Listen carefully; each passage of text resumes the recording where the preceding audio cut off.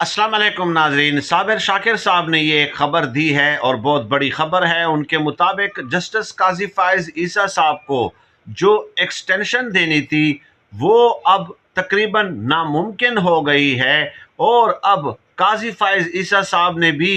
सामान पैक कर लिया है और उन्हें अंदाज़ा हो गया है कि उनकी एक्सटेंशन नहीं होनी है, क्योंकि 28 अगस्त को पार्लियामेंट का मुश्तरका इजलास बुलाया गया है और एक्सटेंशन देने के लिए उनका टेन्योर बढ़ाना है, तो उसके लिए एक आईनी तरमीम की ज़रूरत है और आईनी तरमीम के लिए 2/3 अक्सरियत का होना ज़रूरी है, जो कि हुकूमत के पास बिल्कुल भी पूरी नहीं है। साबिर शाकिर साहब के अल्फाज हैं कि जाती उम्रा की सबसे बड़ी विकेट है ये, जो कि गिरने वाली है और उसके बाद जाती उम्रा को सहारा देने वाला कोई नहीं होगा।